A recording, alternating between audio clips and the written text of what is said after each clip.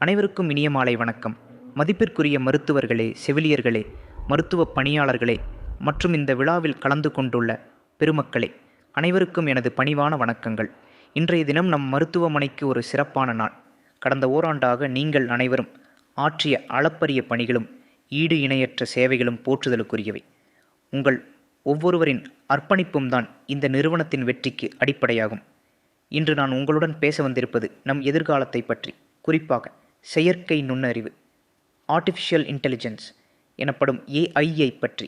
AI என்றால் அது ஏதோ திரைப்படம் அல்லது கற்பனை என்று பலர் நினைக்கலாம். ஆனால் அது நம் அன்றாட வாழ்வில், குறிப்பாக மருத்துவத்துறையில் ஒரு வலுவான துணையாக மாறி வருகிறது. ஒரு கணம் சிந்தித்துப் பாருங்கள்.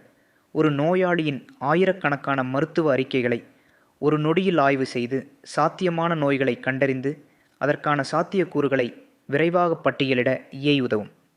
இது உங்களுக்கு நோயாளிகளின் தரவுகளை பகுப்பாய்வு செய்வதில் உள்ள நேரத்தை குறைத்து மிகவும் அவசியமான நுட்பமான முடிவுகளை எடுப்பதற்கு உதவியாக இருக்கும். ஏஐ என்பது உங்கள் பணியை நீக்குவதற்கல்ல, அதை மேம்படுத்துவதற்கு. ஏஐ ஒரு துல்லியமான அறிவியலை வழங்கலாம்.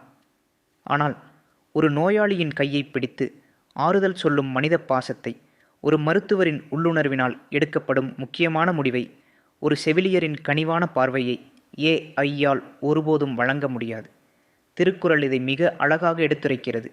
ஏய்க்கு பொருத்தமான ஒரு குறள் உள்ளது. அது எப்பொருள் யார் யார் வாய்க்கு கேட்பினும் அப்பொருள் மெய்ப்பொருள் காண்பது அறிவு. இதன் பொருள், எந்த ஒரு விஷயத்தை யார் சொன்னாலும் அதில் இருக்கும் உண்மையை ஆராய்ந்து கண்டறிவதே உண்மையான அறிவு. இதேபோல ஏய் நமக்கு தரும் தகவல்கள், புள்ளி விவரங்கள் அனைத்தையும் நாம் ஒரு கருவியாக மட்டுமே பயன்படுத்த வேண்டும். அதிலிருந்து வரும் தகவல்களின் உண்மைத்தன்மையையும் அதன் பின்னால் உள்ள மனிதநேயத்தையும் நமது அனுபவ அறிவையும் கொண்டுதான் இறுதி முடிவை எடுக்க வேண்டும். ஆகவே நாம் அனைவரும் ஏஐயை ஒரு நம்பிக்கையான கூட்டாளியாக ஏற்போம். அது நமது நேரத்தை மிச்சப்படுத்தும், நமது பணியின் சுமையை குறைக்கும்.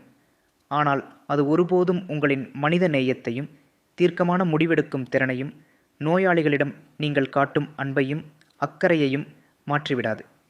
இந்த சிறப்பான தருணத்தில் உங்கள் அனைவருக்கும் எனது நெஞ்சார்ந்த நன்றிகள். உங்கள் பணி தொடரட்டும். நன்றி.